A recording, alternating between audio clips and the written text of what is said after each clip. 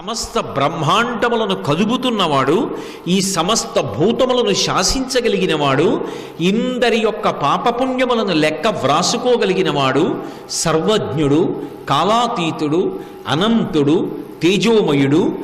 ఈ కంటితో చూడడానికి వీలుగా ఒక చోట కిందకి దిగి వచ్చేస్తే అలా నిలబడినటువంటి స్వామి యొక్క అనుగ్రహము ఈకారము చేత ప్రతిపాదింపబడుతుంది. ఇప్పుడు ఆయన ఎవరు? శ్రీ అంటే ఇప్పుడు ఆ శ్రీ ఆయన కొరకు కాదు, మన కొరకు. ఆయన మనం చేసినటువంటి దోషాలని కడిగేస్తాడు. కడిగేసి సద్బుద్ధిని ప్రసాదిస్తాడు. చూశావా, అనుభవంలోకి వస్తే పాపం ఎంత బాధపడిపోతున్నావో, తట్టుకోలేకపోతున్నావు. సుఖం కావాలని కోరుకుంటున్నావు. సుఖాన్ని ఇవ్వగలిగినది ఇది పుణ్యం. మరి అటువంటిప్పుడు పాపం ఎందుకు చేస్తావు? పాపకర్మల జోలికి వెళ్లకు. ఇక పైన నేను ఏది చేసినా భగవంతుని యొక్క ప్రీతి కలిగేటటువంటి పనులు చేస్తాను తప్ప భగవంతుని యొక్క అప్రీతికి కారణమైన పనులు నేను చెయ్యను. ఎందుకు చెయ్యను అంటే నాకు ఇప్పుడు తెలిసి వచ్చింది. అలా చేసినవి గత జన్మలలో ఉంటే ఇప్పుడు అవి అనుభవంలోకి వస్తే ఎంత దుఃఖమో తెలిసిన తరువాత నేను ఎందుకు చెయ్యాలి? కాబట్టి నేను చెయ్యను. ఈ సద్బుద్ధిని కటాక్షిస్తాడు. అందుకే శ్రీ శకార రకార ఈకారములతో కూడుకున్నటువంటి మూర్తి స్వరూపమై వీర. వీర అనగానే సాధారణంగా లోకంలో ఏమనుకుంటారంటే వీర శబ్దం గొప్ప యుద్ధం చెయ్యగలిగినటువంటి శక్తికి, పౌరుషానికి, ప్రతాపానికి, విక్రమానికి మారుపేరు అనుకుంటారు. కానీ యథార్థమునకు వీర అనపడేటటువంటి శబ్దమునకు పరిపూర్ణమైనటువంటి అర్థం అది కాదు. వీర అన్న మాటకి అర్థం ఉత్సాహం. ఉత్సాహమునకు వీర అని పిలుస్తారు. ఎక్కడ ఆ వీరత్వం ఉంటుందో అక్కడ శౌర్యం ఉంటుంది. ఉత్సాహం లేదనుకోండి, ఇక ఎలా విజృంభిస్తాడు? ఎలా పరాక్రమం చూపిస్తాడు?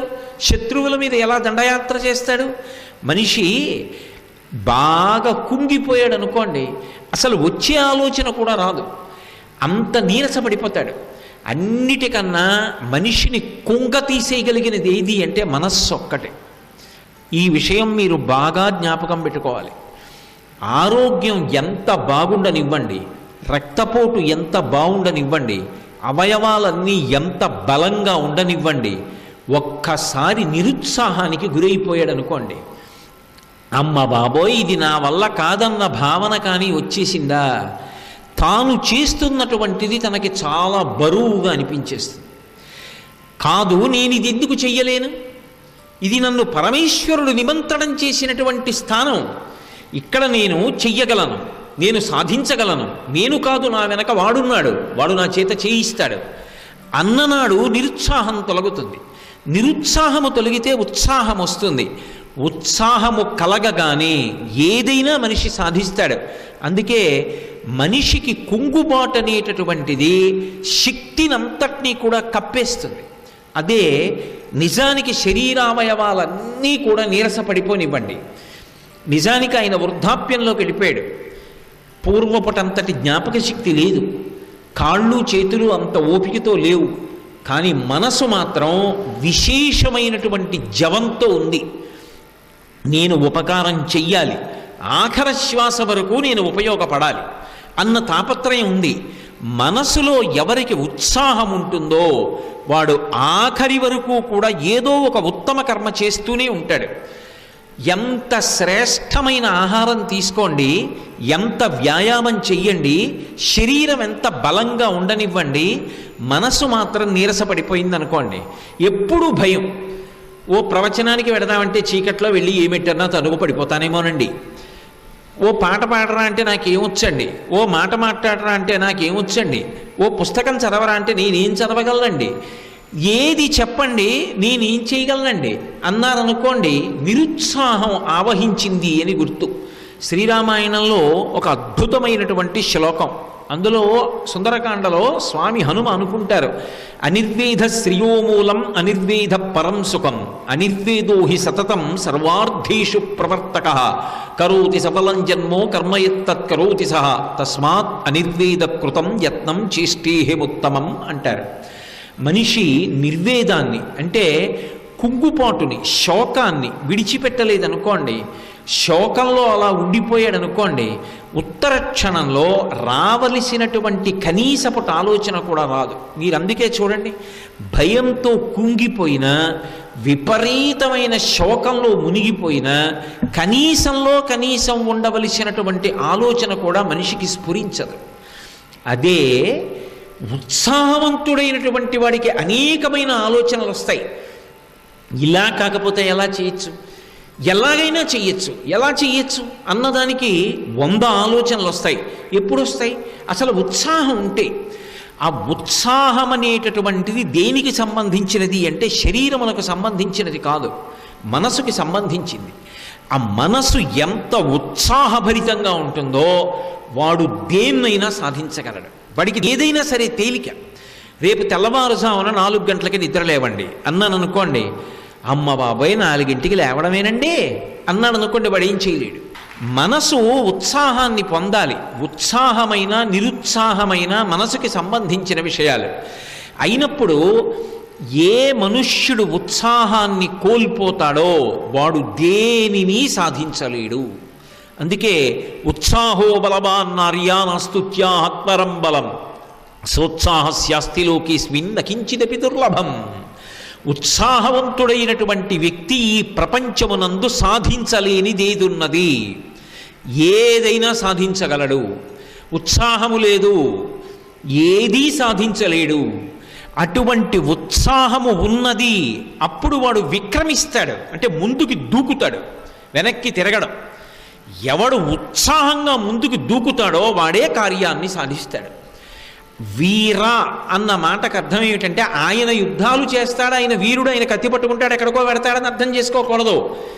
ఒక్కసారి మీరు ఆయనని స్మరించిన, ఆయన ముందుకొచ్చినా మీ మనసుని ఉత్సాహంతో నింపుతాడు. ఉత్సాహంతో నిండగానే మీ సమస్యకి పరిష్కారం మీ మనసే చూపిస్తుంది. నిజానికి పరిష్కారం ఎక్కడుంటుంది? మనసులోనే ఉంటుంది. కానీ అది ఎందుకు లభించదు అంటే మనసు శోకంతో నిండిపోయింది. ఇలా చేస్తే పని అవుతుందేమో అన్న ఆలోచన రాదు. ఆయన అనుగ్రహం కలిగింది, నిరుత్సాహం పోయింది, ఉత్సాహం వచ్చింది. ఉత్సాహం రాగానే ఆలోచన వచ్చింది, ఆలోచన రాగానే ప్రణాళిక వచ్చింది, ప్రణాళిక రాగానే కార్యోన్ముఖుడయ్యాడు, కార్యాన్ని పూర్తి చేశాడు, ఫలితాన్ని సాధించాడు. ఉత్సాహమును నింపగలిగిన వాడెవరో వాడు వీరుడు. అంతేకాదు, వీరా శబ్దం ఉందనుకోండి, దాని అర్థం ఏమిటంటే వీరుడైన వాడు విక్రముడై ఉంటాడు అని గుర్తు. విక్రముడు అంటే క్షత్రియుడికి అన్వయం చేస్తారు దాన్ని. పరాక్రమ ప్రకటనం చేస్తాడు. వీర్యము పరాక్రమము, వీర్యము తేజస్సు పక్క పక్కన వాడతారు వీటిని. అంటే తనని తాను రక్షించుకోగలడు, ఎదురు తిరిగిన వాళ్ళని పడగొట్టగలడు. అందుకే మీరు చూడండి, సత్యనారాయణ స్వామి వారి యొక్క మూర్తికి రామచంద్రమూర్తి యొక్క మూర్తికి చాలా దగ్గరి పోలికలు ఉంటాయి. అందుకే ఆ పేరు అలా వచ్చింది.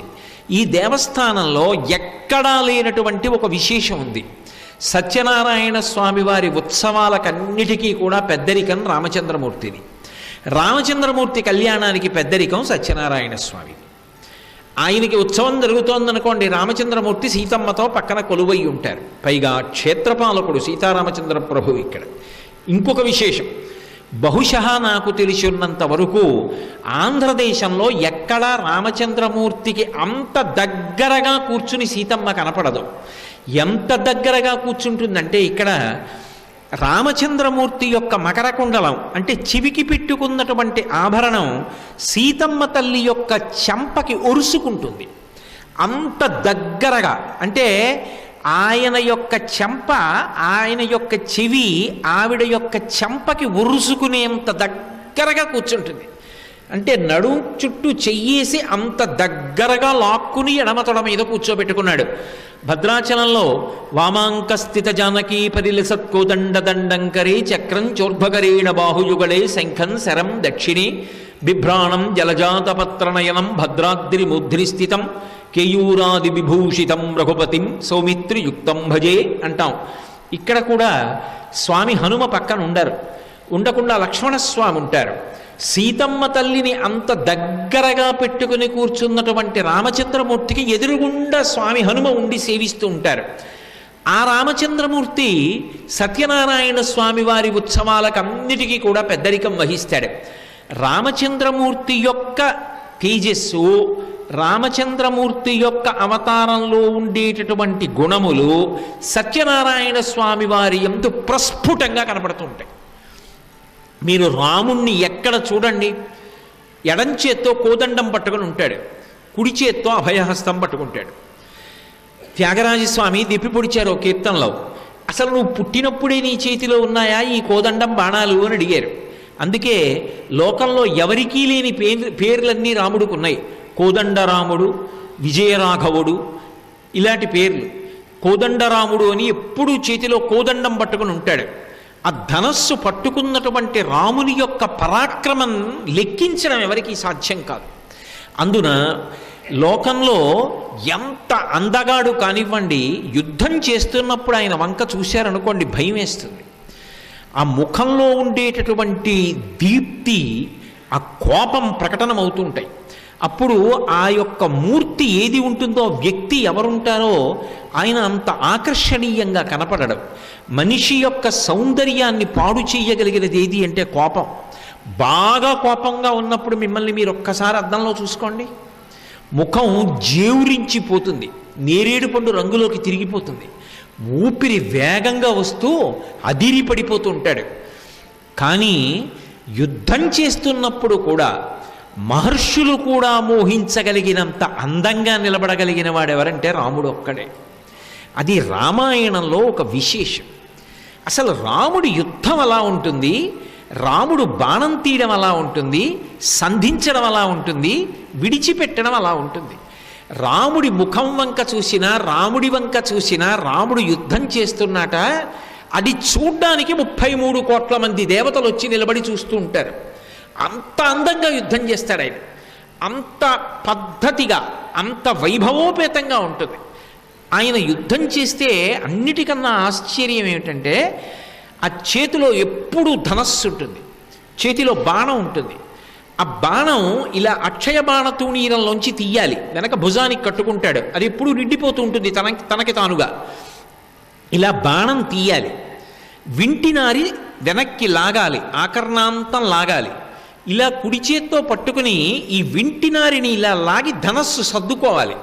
ఎదురుగుండా ఉన్నటువంటి వ్యక్తులలో ఎవరిని కొట్టాలనుకుంటున్నాడో ఒక్క బాణం వేస్తే పడిపోవాలి. అలా మర్మస్థానం వైపుకి, ఆ ప్రాణస్థానం వైపుకి గురి పెట్టాలి, బాణాన్ని విడిచిపెట్టాలి. విడిచిపెట్టిన తర్వాత అవతలవాడు పడిపోవాలి. అందుకే ఎవరైనా యుద్ధం చేశారనుకోండి ప్రక్రియ కనపడుతుంది. ఒక్క రాముడు యుద్ధం చేశాడనుకోండి ఇవి కనపడవు. అది ఎలా ఉంటుంది అంటే మీకు నేను తేలికగా చెప్పాలి అంటే, ఒక పంఖా ఒకటి ఉందనుకోండి పైన, దాని రెక్కలు ఎన్నున్నాయి అంటే లెక్క పెట్టి చెప్పచ్చు తిరగనప్పుడు. అది తిరగట్లేదు, నిలబడి ఉంది. ఎన్నున్నాయి? 4 రెక్కలు ఉన్నాయండి అని చెప్పచ్చు, లేకపోతే 3 రెక్కలు ఉన్నాయండి అని చెప్పచ్చు. అది తిరుగుతోంది వేగంగా. ఇప్పుడు ఎన్ని రెక్కలు ఉన్నాయి తెలియదు. అసలు మొత్తం రేకు తిరుగుతున్నట్టు ఉంటుంది తప్ప రెక్కకి మధ్యలో వ్యవధానం ఉన్నట్టు కనపడదు. ఒక రేకు తిరిగినట్టు తిరుగుతుంది, అంత వేగంగా తిరుగుతుంది. అప్పుడు రెక్కలు తెలియవు. రాముడు యుద్ధం చేస్తే అలా ఉంటుంది. ఎందుకు అలా ఉంటుంది అంటే ఆయన మనసు ఉత్సాహంతో నిండి ఉంటుంది. ఆ ఉత్సాహవంతుడు కాబట్టి ఎంతమంది ఎదురున్నారు కాదు, తన ఉత్సాహం చేత మట్టు పెట్టేస్తాడు.